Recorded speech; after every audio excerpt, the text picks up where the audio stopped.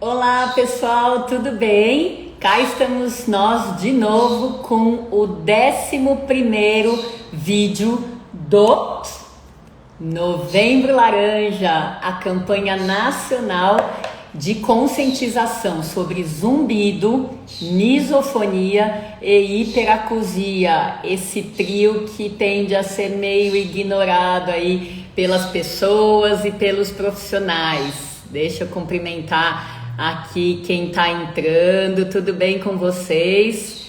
Mais um show de alguém, um convidado da hora, né, que vai falar para vocês como é que fez esse caminho. Eu tô esperando ela entrar, que já já eu anuncio para vocês. Oi, Darlene, tudo bem? Tal, Caxias, Mayra, cursos audiologia, Luiz Luli Queiroz, Rivânia Lima, Verônica, Tose, Ana Cláudia Dias, Mônica Melos, Márcia Deconte, Misofonia S4, tudo bem, queridas? Leilane Marques, vamos entrando, Dr. Bruno Dutra, Davi Bittencourt, Projeto Papel Oficial, Jerônimo Estudo, tudo bem? Luiz e Silva, Bia Amador, Fernando Rego Barros, vamos nos juntando aqui, Wellington Martins, Ivana Marielle, tô na área, brotei, Jerônimo, se não é, se você não tá junto, a live não acontece. RG Augusto, Márcia tá por aqui, que bom, que bom. Verônica Tosi, vamos lá, Marielle. Bom, pessoal, então a convidada de hoje, desse vídeo, né? Porque hoje são 3, é a Márcia Batistella, que é psicóloga contemplativa, vai falar pra gente da cura de misofonia, do caso dela, que quando eu a entrevistei, fiquei com a sensação de que devia ser muito, muito, muito incômodo. Então ela vai mostrar pra gente o caminho que ela fez. Deixa eu ver aqui. Márcia, ó, você não tá aparecendo pra mim. Aqui, ó, peraí, não, mentira, tá assim. Vamos lá. Mandando um convite para você clicar e daí você vai dividir a tela comigo aqui. Luciano Pita, tudo bem? Olá, bem-vinda! Depois de apanhar um pouquinho aqui, Quem não, né? Quem não? Quando é nessas primeiras vezes, não tem jeito. é verdade. Tudo bem? E Você está você, me vendo e ouvindo bem? tudo, trava um pouquinho a tua imagem, mas tá tudo certo por aqui. Tá, então tá bom. Eu tô dando um oi aqui para as pessoas que estão entrando, tô vendo otorrinos, fonoaudiólogos. Isso sempre é muito, muito, muito bom, né? Apesar de que a gente fala para o público, mas a ideia é quanto mais gente tiver ouvindo, participando, melhor para todo mundo, não é? Pois é, eu ouvi você falar em Mônica Melos antes, né? Eu não estava vendo ali, mas se é a Mônica Melos, a minha irmã, é a minha irmã que tá por aí também. Bem-vinda, Mônica Melos, ué, que Misofônica de seja. plantão, aquela ali também. Da família, dos amigos, sabe que a gente tem que juntar as equipes aqui, né, para que todo mundo possa ajudar a divulgar. Muito bom. Márcia, de que cidade que você está falando? Conta para o pessoal. Eu sou de Caxias do Sul, do Rio Grande do Sul. Fica a uns 120 quilômetros de Porto Alegre, da capital. Que bom, que bom. Esse sotaquezinho não engana ninguém, né? Eu acho uma delícia o sotaque do Sul. Bom, Nete? conta pra gente um pouquinho ali do seu comecinho da misofonia e de que sons eram capazes de deflagrar a sua misofonia. Tá. Bom, a maioria dos sons estavam relacionados à mastigação, a rasgo de chinelo, a bateção de prato, de talher, de engolir, de lavar louça, de guardar no armário, o tic-tac de trocar a lâmpada ali, né, de ligar o disjuntor, o lamber do gato. Eu vou ficar aqui até às 5 da tarde, doutora. Então, a gente já aproveita e resume isso para as pessoas que estão nos assistindo como uma longa lista de sons super do dia a dia que eram capazes de te incomodar. E quando você Sim. se sentia incomodada, como que você reagia? Como era para você? A gente sabe que o grosso da misofonia, né, a maioria das pessoas tem uma questão com raiva muito grande. Me conta, conta pra gente se no seu caso era assim também. Era muito sério. Eu tinha, eu já sou uma pessoa naturalmente intolerante, assim, eu tenho dificuldades de ter paciência. Não é a melhor qualidade que eu posso dizer, né? Mas eu sempre fui bastante ansiosa e eu não tinha tolerância nenhuma com isso. Eu saía explodindo as pessoas mesmo. Eu brigava com todo mundo que eu podia. E a raiva era. Aí eu começava com uma pequena irritação, aquilo me incomodando, até que explodia numa raiva, e eu acabava sendo assim, bem inconveniente, mal educada na maioria das vezes, porque os gatilhos eles eram gerados mais dentro da família, né? Então a gente sente um pouco mais de liberdade na hora de xingar alguém. Quando eu estava no mundo externo, né, no trabalho, na escola, enfim, eu me controlava um pouco mais, assim. Mas já fui bastante inconveniente, eu acho que 99% das vezes. E desde quando, se você olhar para trás, você, assim, caiu a ficha que você teve misofonia? Eu tinha, olha, a primeira vez que eu tive acesso a psiquiatra, não para microfonia, foi para outra coisa, foi para uma depressão séria que eu tive, em função de algumas coisas na época da adolescência, um Uhum, namoradinho que me deixou, eu não soube lidar bem com aquilo. Eu tinha uns 16 para 17, 16 anos. uhum. Muito ruim lidar com aquilo. E as questões familiares também. A gente tinha uma vida bastante difícil, muito tumultuada, e tudo isso foi complicado. Mas o médico, ele não me diagnosticou com isso. Ele disse que tudo que eu tinha, o toque, o TAG, a raiva, a agressividade, a misofonia, que ele nem nunca tocou no nome, na verdade, na época, né, o doutor Rimon, ele disse para mim que vinha de uma depressão forte que eu estava tendo e que eu precisava tratar a depressão. E aí ele me deu um ansiolítico e um antidepressivo na época. Até porque a gente lembra, né, que a definição, a descrição, a disponibilidade do nome misofonia veio ali mais para perto do ano 2000, né? Então eu acho que Isso, todo mundo que manifestou isso antes, né, acabou ficando como conta de um outro diagnóstico e não como uma entidade isolada que hoje a gente sabe que existe, embora possa vir junto com outras pessoas, outras coisas, né, junto. Bom, só isso. caso tenha alguém aqui na live que não saiba o que é misofonia, a ideia é que é uma intolerância muito grande, muito maior do que o que a gente pode ter no dia a dia, né? Há sons geralmente baixos, vários deles são repetitivos, mesmo que na primeira vez já deflagre a reação de toda a repetição junta, tá? Então, não é só não gostar de sons, porque a gente pode, por exemplo, não gostar de cores, mas a questão é a reação incontrolável que vem junto com o não gostar, com essa intolerância que a Márcia definiu super bem, que ela percebia. Então, além de não gostar, vem uma reação imediata, abrupta, desproporcional, que as pessoas que estão tendo sabem, estão cientes, mas não conseguem controlar. E como acontece muitas vezes, isso gera um arrependimento enorme depois, né? Porque compromete muito a questão da qualidade de vida afetiva, familiar, social, profissional e escolar, né? Enfim, acho que deu para a gente ter uma noção, né, Márcia, de como pode Mas ter sido aí a sua adolescência até o momento que você acabou se curando, né? Bom, Uhum. E se a gente pensar numa escala numérica de 0 a 10, de incômodo, quanto você acha que a misofonia te incomodava? Nossa. Ah, de uma escala de 1 a 10, para não dizer 10, que fica muito exagerado, a gente pode dizer 9,1, 9,9, 9,8.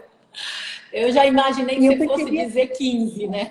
Mas mais enfim. ou menos. Mas que daí as pessoas se assustam, né? Que aí que estão assistindo a gente vão se apavorar. Dizer, essa aí é louca, né? Aumentou a intolerância. Eu digo isso porque eu notava, hoje olhando para trás, né?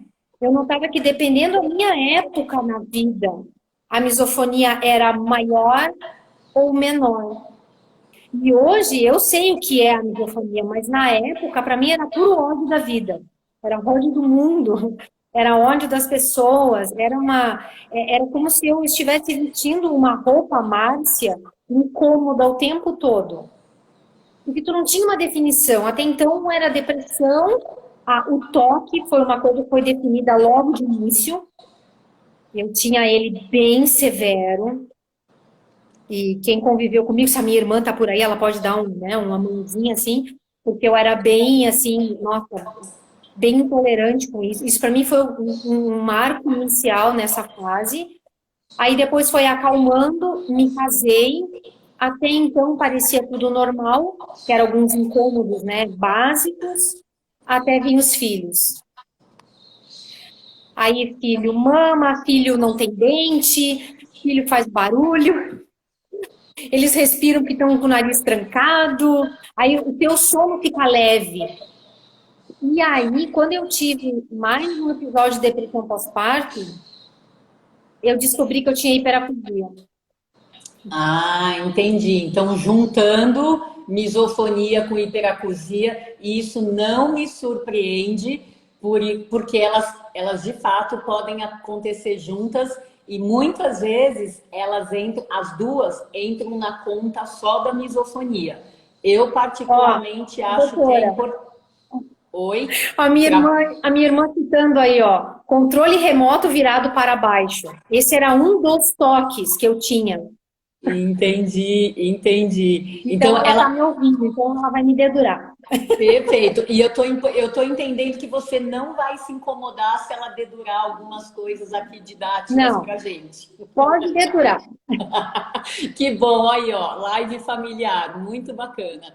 Mas a ideia é isso, né? Muitas vezes na literatura a misofonia vem junto com o toque, né? O transtorno obsessivo compulsivo, ou quando a pessoa não, ansiedade ou depressão, quando a pessoa não tem um diagnóstico psiquiátrico junto, na parte otorrinolaringológica, ela vem com a hiperacusia com frequência e ou com o zumbido, né? Eu falo que dificilmente a misofonia anda sozinha, né? Tem sempre aí Hum, acompanhantes na manifestação, né?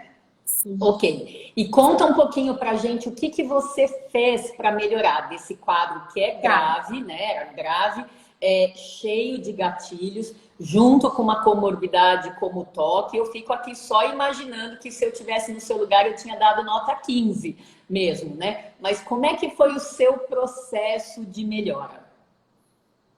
Então, quando eu tive os meninos, eu tive uma depressão pós-parto, e aí eu tive muitas complicações em função disso, o toque aumentou, a agressividade aumentou bastante. Então, muito preocupada em transferir isso para os meninos, né? E meu ex-marido também, bastante preocupado com tudo isso, eu fui buscar uma terapia que eu ganhei de presente da minha ex-cunhada, a Clenar, que era a terapia do renascimento. Ok. Ela nunca deu o nome misofonia, nem ansiedade, porque as terapeutas, ela era uma psiquiatra na época, mas ela não dava nomes. Mas ela disse que eu tinha como se fosse um vácuo, um buraco dentro de mim que precisava ser preenchido. E aquele buraco me dava a impressão mesmo, sabe? Que ele estava ali, ele não conseguia ocupar ele. Era um espaço vazio que me causava muito incômodo. Então, a terapia do renascimento me ajudou bastante. E aí eu saí da depressão. Isso eu já tinha 26 anos. Tá. Depois foi acontecendo outras coisas e a misofonia foi dando seus altos e baixos. Como já, né, comentei antes, como a gente não tem um diagnóstico preciso, Para mim era tudo junto, misturado. Uhum. Quando eu me separei aos 30 anos, e aí a gente teve um processo bem doloroso, meus meninos foram embora, morar com o pai um tempo, aí eu tive um aumento expressivo de raiva, de angústia, Tá. de intolerância, da hiperacusia. Eu lembro que no apartamento onde eu morava, eu não abria as janelas nunca, uma por ter medo de altura também, mas que o barulho era ter. Eu aluguei um apartamento com carpete para não precisar escutar eu dando passos, né? Porque eu cheguei aos 30 anos, doutora, com os meus barulhos me incomodando. Isso que Já eu não era ia, mais dos outros. isso que eu ia Era os fazer meus. uma pausa. Então, eu vejo que poucos misofônicos se incomodam, pelo menos disso que eu conversei, poucos se incomodam com os próprios sons, a própria fala, a própria mastigação. Mas você é uma delas, então. Eu tive que aprender a comer sem fazer farelo, então eu faço isso até hoje. Porque o fazer farelo, mastigar um biscoito, para mim era terrível, então eu tive que aprender a fazer água sem fazer barulho, eu faço isso até hoje. Eu treinava em casa, eu pegava um copo d'água e eu treinava. Não é possível que eu não vá aprender a tomar Nossa. uma água sem fazer barulho. E Tá. eu faço isso hoje, eu cuido. Claro, depende da paciente que eu tô atendendo, eu não tomo água na frente dela, óbvio, né? Mas assim, Uhum. eu tomo sem fazer barulho. Eu aprendi a caminhar sem fazer barulho. A maioria a cortar, eu tive que aprender. Então eu vivia tensa, o tempo inteiro assim, muscular, sabe? A tensão muscular. Ou Porque eu eu não podia fazer barulho. imagino, Tá, até aí imagino. tudo certo. Mas e quando tu vai dormir, daí que o coração não para de bater, o pulmão não para de respirar, o nariz não para de respirar? Faz o quê daí?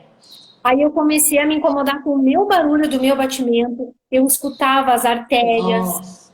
eu escuto até hoje, eu ainda escuto, mas não me causa mais nenhum transtorno, né? Uhum. E aí casei de novo, arrumei um namorado, que é meu maridão hoje, né? Fizemos 15 anos de casamento no final de semana. Legal. E, e aí, eu convivo como com outra pessoa. Também faz barulho, ele veio de uma outra família, de uma outra formação, do interior. Então, assim, é arrastar chinelo, é falar chiado, era fazer barulho. Enfim, como lidar com aquilo ali? Mas até então, sem o diagnóstico, eu sabia que eu tinha hiperacusia e eu sabia que o médico que me tratava, a otorrino que me tratava, sempre me pedia para não usar os tampões, não usar algodão, com crises muito altas. E para mim, sinceramente, doutora, foi pior, porque a época que eu usava o tampão, eu escutava 3 vezes mais. Para a Tá. doutora ter uma ideia, ontem à noite, enquanto eu estava assistindo aula, eu estava com fone de ouvido, ouvindo a aula, eu escutava o meu marido na cozinha e o meu gato no meu pé ronronando, porque o meu ouvido capta as coisas de uma forma que eu não sei explicar. Os meus Tá. filhos brincam dizendo que meus ouvidos têm que ser estudados pela NASA.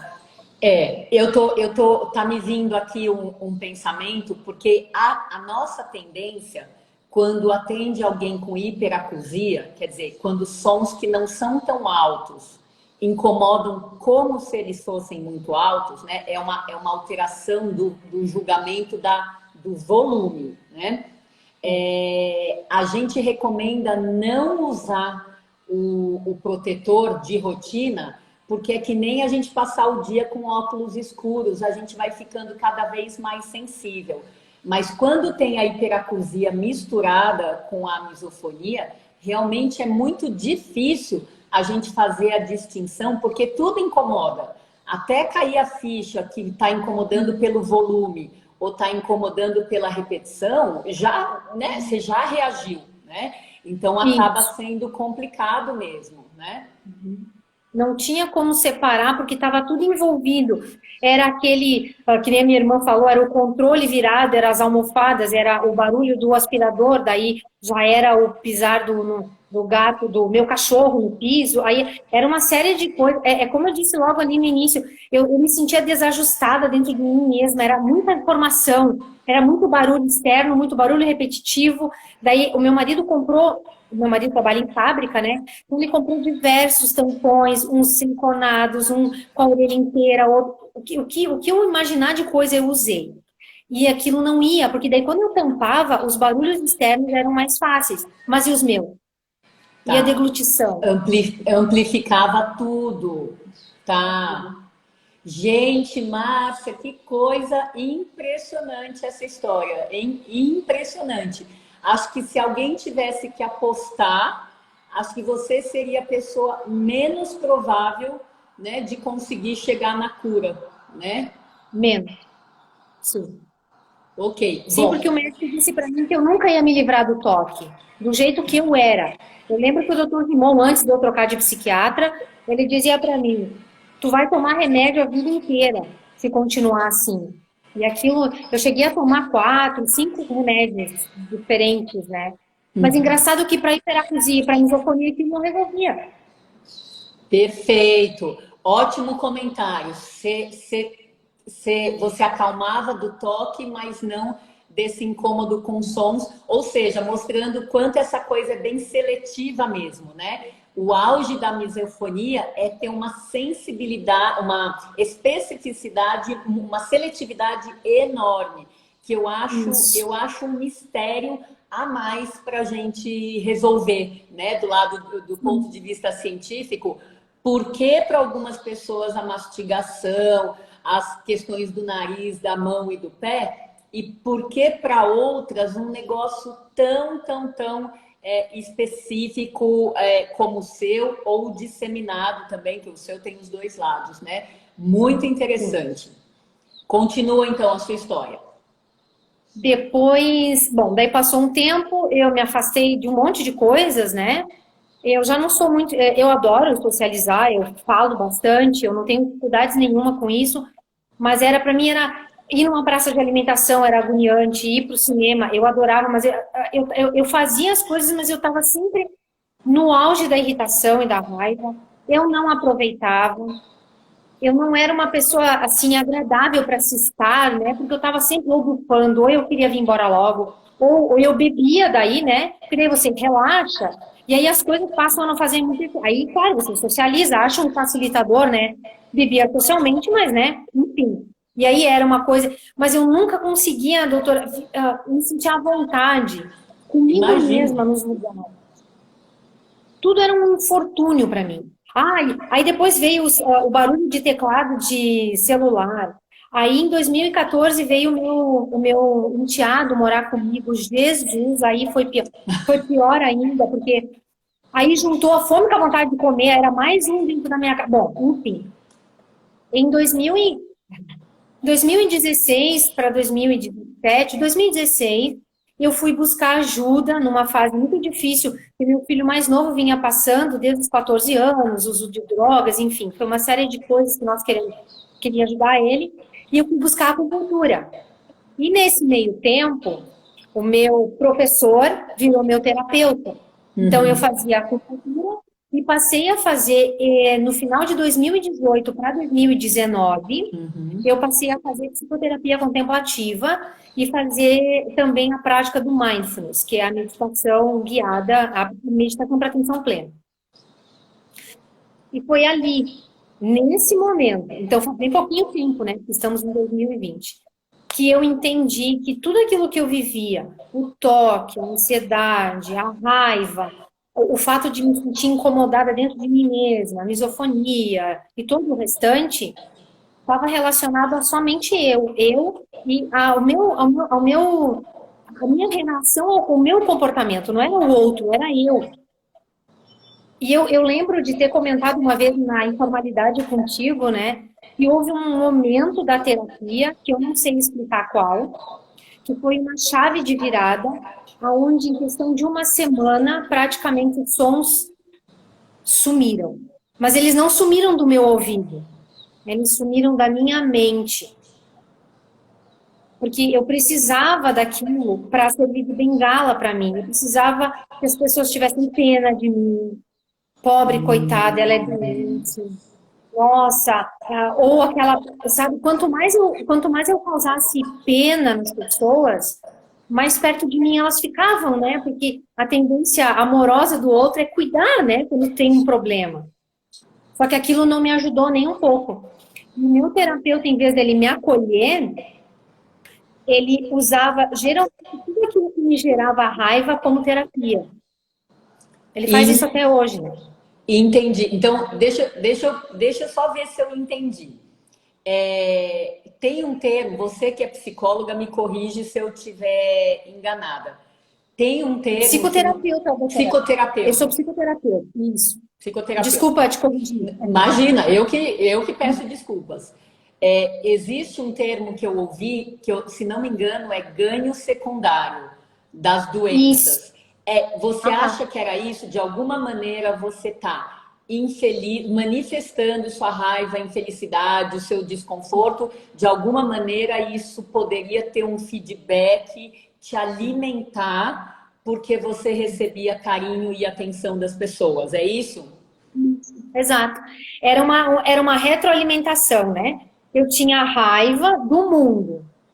O mundo inteiro era um problema. Para a doutora ter uma ideia, eu tive uma fase de troca. Bom, eu tive uma fase tão ruim que eu ia para a janela, e isso o meu marido pode confirmar, eu ia brigar com Deus.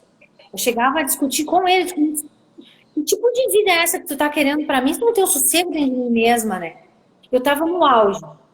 Mas por quê? Porque eu precisava de mais da atenção do outro. Tudo eu precisava não só da atenção, mas da aprovação do outro.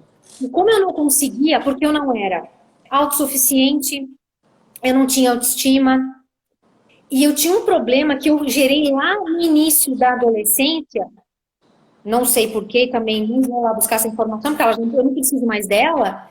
Eu gerei, doutora, o que a gente chama de vitimismo. Então, eu era extremamente vitimista.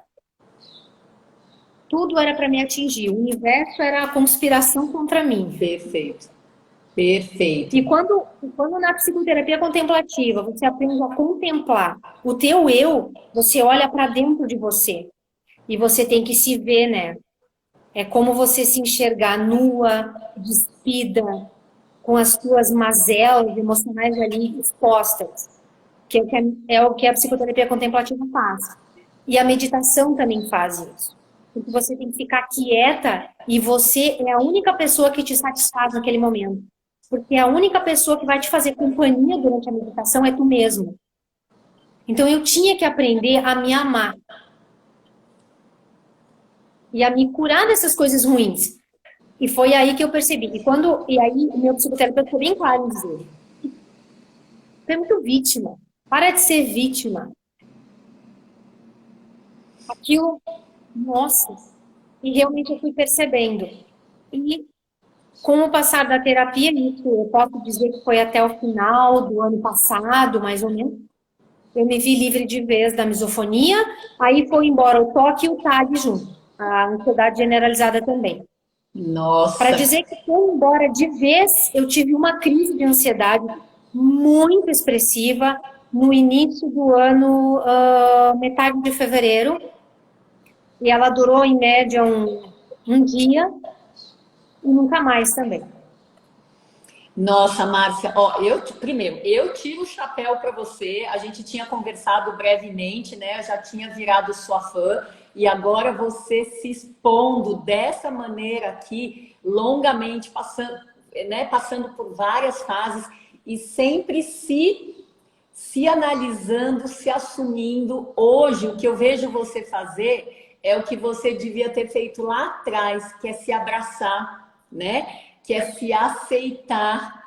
Porque o que você passou, juro, eu fiquei arrepiada aqui várias vezes só de te ouvir, cada frase forte que você falou e de me imaginar na sua vivência, né?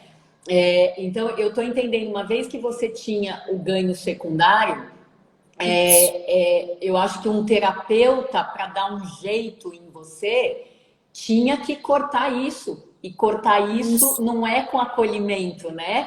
É com uma linha um Não. pouco mais dura, mais firme, e enxerga o que você mesma está fazendo, né? Na verdade, ele me acolheu, né? Só que ele me acolheu da maneira que eu precisava. O problema é que a gente quer ser acolhido da maneira que a gente quer, né? Perfeito. E sim, a gente tem pessoas que precisam do acolhimento. Eu não estou dizendo que todo mundo tem que ser tratado assim, mas a dureza dele, ao mesmo tempo, a amorosidade na dureza. dele. Foi o que... E eu vou chorar, não pode. Com certeza. Acho que uma firmeza com amor, né? Porque era aquele caminho que você precisava, mas não era aquele que você estava acostumada. Você estava acostumada com uma que mantinha o seu ciclo vicioso, né? E daí você não ia melhorar nunca, né? Então, é engraçado porque eu não sou psicoterapeuta, não sou psicóloga, mas eu adoro comportamento, né? E eu vejo hoje como a raiva que você manifestou aí tão bem e tão irrestritamente, né? Porque você falou, eu tinha raiva de pessoas, né? E o mundo é feito de pessoas, né? Enfim, então a ideia é que quando a gente tem muita raiva, com a minha cabeça de hoje, e esse buraco, esse vazio que também você falou aí em algum momento que você percebeu, que te falaram, né? Acho que é um buraco de amor, né? E eu acho que a hora que você aprendeu a se olhar, se despir e se aceitar, você preencheu de amor próprio, né? E quem que não é amada pelos outros quando é preenchida de amor próprio, né? Então me parece uma volta que você fez enorme, mas você chegou lá, né? E eu nem sei se quando você fala, tô elocubrando aqui, tá? Eu nem sei se quando você fala assim, eu não sei em que momento, mas daí os sons pararam de existir, esse incômodo parou de existir. Eu nem sei se não foi no momento que você estava começando a se preencher, né, naquele vazio, né? E ver que não precisa brigar com o mundo, que dá para ter uma vida mais leve, uma convivência mais harmônica, inclusive com as pessoas que a gente escolheu colocar dentro de casa, não é? Sim. Eu lembro que o meu psicanalista, ele sempre dizia assim, o Hélio sempre falava assim, Márcia, pensa que ter as sensações negativas, o medo, a raiva, a irritabilidade, estar triste, não são coisas ruins. E que não existem culpados, não existem culpas, né, acertos e erros, nem culpa de ninguém.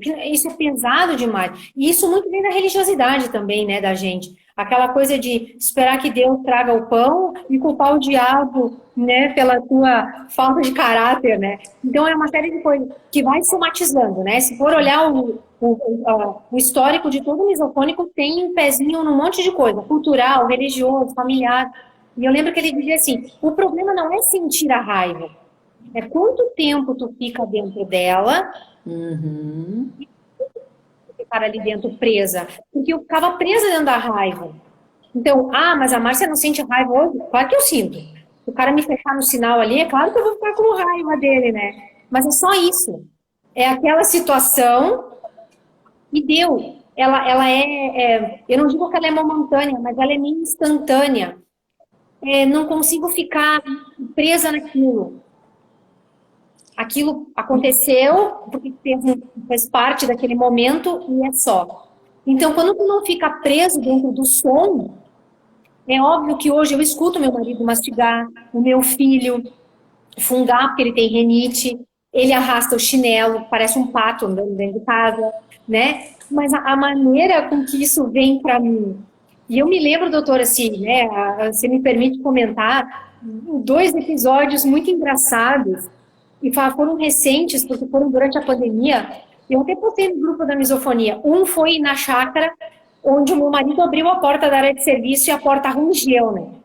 Em outros momentos eu teria xingado ele de todos os nomes mais lindos possíveis, que ele não ia arrumar aquela porta. Aí eu cheguei na frente da porta, eu não vou mais me esquecer disso, porque ele achou que eu precisava de uma internação urgente. Eu comecei a fazer assim com a porta, né? Então a porta ia assim, né? Ela estava rangendo, né? E eu mexia naquela porta e ficava observando o ranger da porta. E nisso ele vem do banheiro e eu ali, né? E o que tu tá fazendo? Eu disse, olha que prazer é escutar um barulho que antes eu não podia. Que era o ranger da porta. Perfeito. Tanto que ele nunca mais arrumou aquela porta. Tá lá rangendo, miserável da porta. E outro episódio também que eu postei no grupo Foi um dia de chuva, forte inverno, em casa, tudo muito quieto, né? Silencioso no bairro. E eu estendendo a roupa na garagem e a minha cadelinha, né? Ela caminhando e batendo as unhas no piso da garagem. E eu parei e eu fiquei escutando ela assim. Nossa, hoje meu cachorro pode ser um cachorro. Porque quando eu tinha misofonia, a coitada ela não podia circular. Porque eu não aguentava o barulho daquelas unhas batendo, dela se coçando, né? Então, os animais passaram a ter vida também. Meu gato pode se lamber, ele pode vir no meu colo, ele pode se arranhar, ele pode fazer o que ele quiser, né? Que não é mais um problema para mim. Então, foi 2 episódios muito pontuais, assim, que eu não me esqueci mais, né? Nossa, gente, esse depoimento é de gente grande, muito grande. Eu tô achando lindo, né? É uma super história de superação, né? Muito bacana. E me conta uma Mas coisa, eu fui... você falou da crise de ansiedade em fevereiro, né? Mas Isso. desde quando que você se sente sem misofonia? Ou essa crise de fevereiro fez a Foi... misofonia recair? Não, não, eu só tive a crise de ansiedade, a misofonia não veio junto. Perfeito. Eu tive Então, um pico grande tá. desde Desde quando que maio, deixa eu você está ver, se considerando? junho de 2012, junho de 2019. Perfeito. Então, um ano e 5 meses. Tá. Perfeito, perfeito, Mais ou menos. perfeito. E eu Exato. acho que, assim, eu não sei se eu estou certa, mas eu recebi, né? Você, o Alexandre e a Alice e Jéssica, todos com um tempo mais ou menos parecido, né, de desaparecimento da misofonia. Então, eu não sei se, como aconteceu no Zumbido, né, com alguns anos de antecedência, a partir do momento que alguém fala que conseguiu, outras pessoas vão ou, né, ou tendo a coragem de contar, ou de fato se motivando e fazendo alguma coisa diferente. Então, na minha cabeça, tá que cronologicamente você, o Alexandre e a Alice, que são os três que estão fazendo parte aqui do Novembro Laranja, tem um tempo parecido. E como vocês têm grupos aí muito bem organizados, né? Eu não duvido que vocês três acabem sendo aí um degrau, né? Para outras pessoas se inspirarem e verem como a gente tem que fazer transformação, né? Agora, se você me permite, você falaria aí uma palavrinha, tanto como pessoa que teve misofonia, como pessoa, como uma psicoterapeuta, da importância do apoio da família na compreensão de quem tem misofonia? Crucial. Porque eu falo para as minhas pacientes, a gente, em uma determinada altura da psicoterapia, elas precisam entender a importância da rede de apoio. E aí eu vejo muitas pessoas falar assim, ah, mas não adianta porque a família não entende. Ah, porque a família debocha. Ah, porque a questão que eu vi dentro da minha casa, com a minha mãe, o meu irmão tem misofonia. Eu não sei como é que tá a minha irmã agora, porque em função da pandemia a gente se distanciou muito, né? Ela mora em Porto Alegre e eu moro em Caxias. Eu não sei como ela tá também. Mas eu lembro da gente não conseguir. A minha mãe é uma pessoa que tem dificuldade de entender. O meu marido também. Meus filhos, o mais velho é um pouco mais empático, mas o mais novo já é também desligado, né? Então foi uma luta meio solitária nessa questão. Mas à medida que eu fui me responsabilizando por mim, que eu fui comemorando as pequenas vitórias, e eu comemoro essas vitórias. Eu comemoro mesmo. Qualquer vitória, qualquer pequena coisa que eu fazia, nossa, eu tava, porque era uma coisa que para mim antes era impossível comemorar qualquer coisa que eu faria, porque para mim as coisas não funcionavam comigo, nada dava certo para mim. E não é que não davam, eu é que não via. Até porque todas as decisões que eu tomei, desde o momento em que me senti gente, talvez com 12, 13, 14 anos, não sei, me trouxeram aquele momento ali. Não foi culpa dos outros, foi minhas decisões. Então, a rede de apoio é importante. Parar e conversar com os familiares e explicar de verdade. Como é que eu vou dizer isso? Quando a gente vai explicar, a gente já vai com raiva da pessoa. Ah, porque tu não me entende. Tu não quer me entender mesmo. E a gente tem medo daquilo que a gente não entende. eu como problemática, né, com todas as problemáticas, eu tinha crises neuróticas, eu tinha crises agressivas, eu agredia as pessoas mesmo. Eu lembro, eu acho, eu não sei se eu comentei contigo, mas o que eu tinha na minha mão voava. Eu Comentou. tinha um sapato voava, eu comentei, né, que voava mesmo, e é verdade, eu era agressiva, bem agressiva mesmo. Quem me conhece sabe que eu era assim. Por quê? Porque eu tinha medo de mim mesma, eu tinha que encarar os meus demônios, né, e admitir que eles estavam ali. Mas, ao mesmo tempo, eu tinha que ter paciência de explicar para o outro não é obrigado a me entender. Ele não tem essa obrigação de me entender. Eu tenho, porque o problema é meu, não é do outro. Atinge a mim, não atinge o outro. Então, é o caminho inverso que a gente tem que fazer. É mostrar, é conversar, é chegar junto, é pegar sons no YouTube, é exemplificar. O que eu usava muito com meus filhos era assim, vocês não gostam que a mãe grite, porque eu era uma pessoa que gritava muito, né? Eu estava sempre com raiva, então meu tom de voz era terrível. E quanto mais eu gritava, pior eu ficava. E o ciclo ia se retroalimentando. Claro. Então eu dizia para os meus meninos, assim como vocês não querem que a mãe grite com vocês na hora de falar alguma coisa, eu gostaria que vocês cuidassem na hora de bater o prato, na hora de bater a porta, na hora, sabe? Porque a sensação de raiva que vocês têm também. E aí eu fui aos pouquinhos. Mas a maior parte da força eu tive que tirar de mim. Existe o apoio, mas tu não pode usar como bengala. Tem que fazer de conta que não tem ninguém ao teu redor. É nós e o náufrago, mais ou menos. É a gente e a bola Wilson. Aí a força vem. Porque se você espera, de fato, que o outro te entenda perfeitamente e se coloque no teu lugar, ele só vai fazer isso se ele tiver misofonia. Ou se ele tiver hiperacusia, ou se ele já teve zumbido, ou se ele já teve toque, ou se ele já teve depressão. Caso contrário, fica impossível se colocar no lugar de alguém que tem um problema. Com Não certeza. dá. Com certeza. E eu acho que como em algum momento você falou assim que parecia que o mundo estava contra você, né? Então, para quem acha que o mundo está contra si mesmo, né? Porque está comendo uma maçã, está arrastando um chinelo, alguma coisa assim, né? E as pessoas estão fazendo com a cabeça que não estão nem aí com você, na verdade, né? É lógico que vai ter raiva do mundo, né? Para mim, assim, o seu jeito de perceber o mundo, né, de analisar, tem tudo a ver com o seu jeito de reagir, né? A gente não reage à toa, né? Então, Exato. ser protagonista da sua história também eu acho fantástico.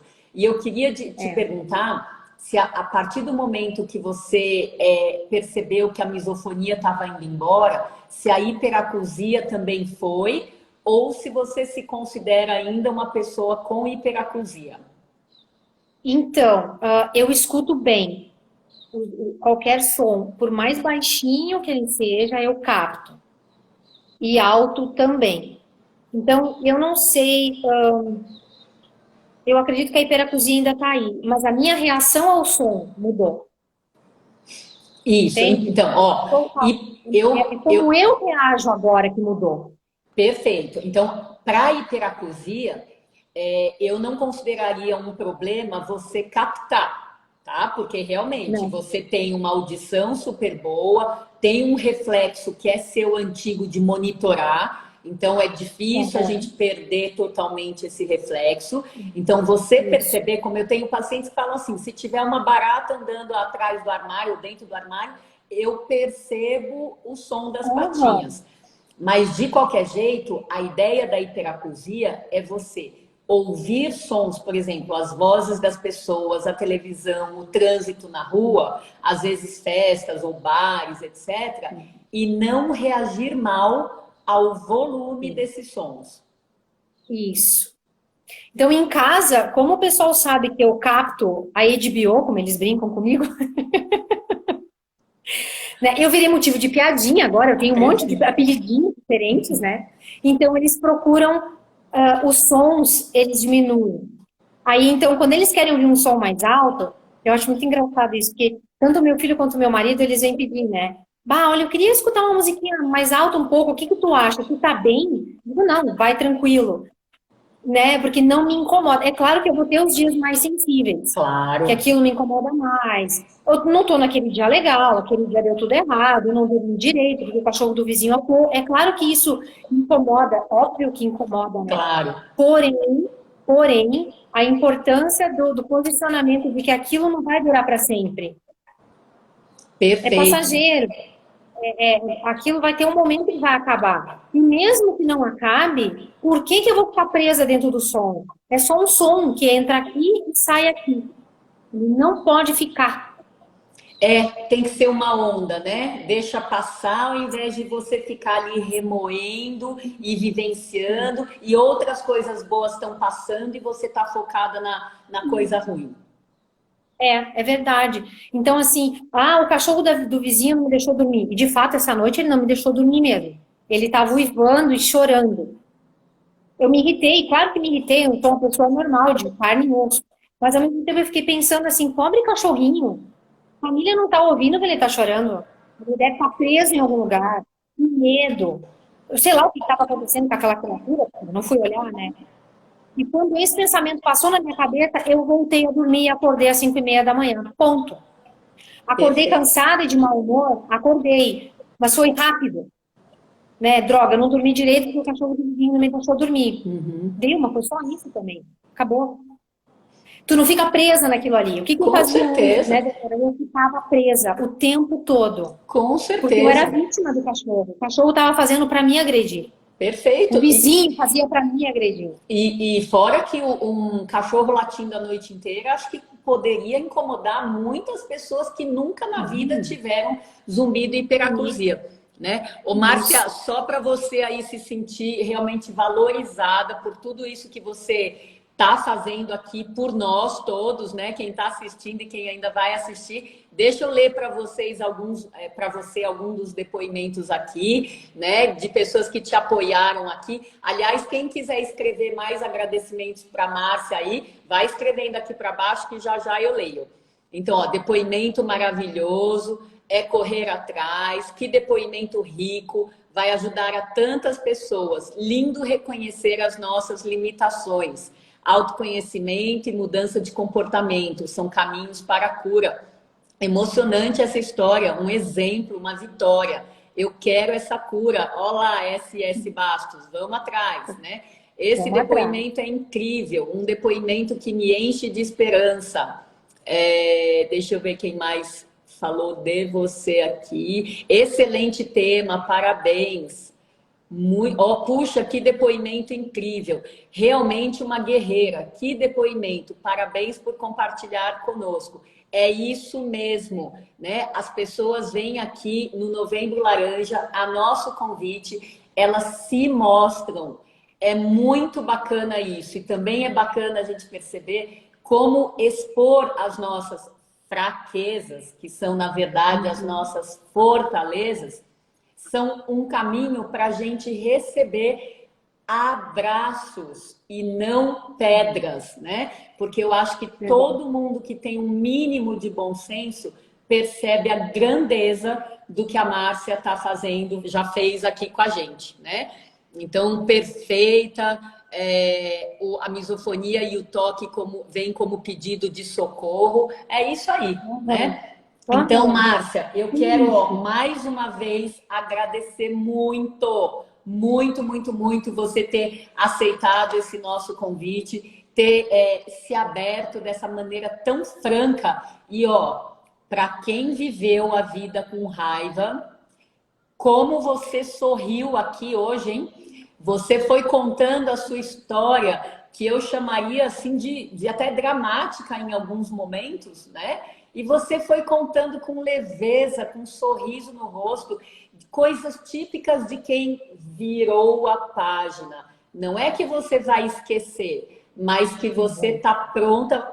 Você virou a página e está pronta para fazer diferente. Eu acho, de fato, show de bola. Então, você fica aqui com a minha gratidão, mas também com o meu reconhecimento por esse processo lindo que você fez, inspirador. E tomara que você tenha várias oportunidades de falar dessa sua maneira, né? De quem fez terapia e faz nos outros, porque você é perfeita para lidar com pessoas que têm misofonia. Que é isso que você vem fazendo, inclusive, atualmente, não é isso? É, eu tenho atendido online, a pandemia trouxe essa oportunidade, né? É, eu fui esteticista e massoterapeuta durante quase 15 anos. E quando eu vi que eu podia mudar a minha história, eu mudei de profissão, mudei de faculdade também, né? E encontrei o meu caminho. Alguém falou ali do pedido de socorro, né? E era isso que eu sentia. Eu precisava me resgatar, eu só não sabia como. E eu fiz vários tratamentos, várias terapias diferentes. Todas valeram para mim chegar onde eu estou. E assim, parece fácil, mas não foi. A parte mais Claro. difícil, não, a parte mais difícil é você admitir que você é assim, que você magoou pessoas, que não foi o contrário. Não foi elas que te magoaram, foi você que magoou elas. E aos pouquinhos, um passinho de cada vez, a gente conseguir lidar com isso. Então, quando eu conto as coisas, eu não conto com vergonha. Uma vez eu tinha vergonha do que eu era, assim, uma maneira de ser, assim, eu tinha apelidos, assim, bem desgostosos até, né? Eu sempre fui uma pessoa muito educada com todo mundo, porque era muito fácil, quando era uma pessoa que não me conhecia, convivia pouco comigo, uma colega de trabalho, né? Uma colega na faculdade, mas quem me conhecia de verdade sabe como eu era. Uhum. Então, hoje, assim, eu lido com as minhas emoções bem diferente, e eu não me reconheço na Márcia que eu já fui. E Excelente. eu não quero aquela Márcia nem de graça. E é mais um sinal de que você cresceu e virou a página, né? É isso aí. Nossa, Bom, pessoal, então eu agradeço também a presença de vocês, aprendendo aqui com a Márcia, dando força para ela, um monte de elogios para você, né? E a gente vai encerrar essa live. Quem tiver no pique, às 15 horas, ou seja, daqui a 6 minutos, começa mais uma com a fonoaudióloga Fátima Rocha, um caso de cura do zumbido. Porque esse Novembro Laranja 2020 tá demais. É um caso mais lindo do que o outro, tá bom? Então já fica o convite aí. Márcia, mais uma vez, ó, muito obrigada. gratidão enorme por você ter se disponibilizado, tá bom? Beijo no Obrigada coração mesmo. aí. Até depois na outra live que eu quero assistir um pedaço, Tá pelo menos. bom, tá bom. Tchau, gente, até. Tchau. Tchau, gente. Obrigada.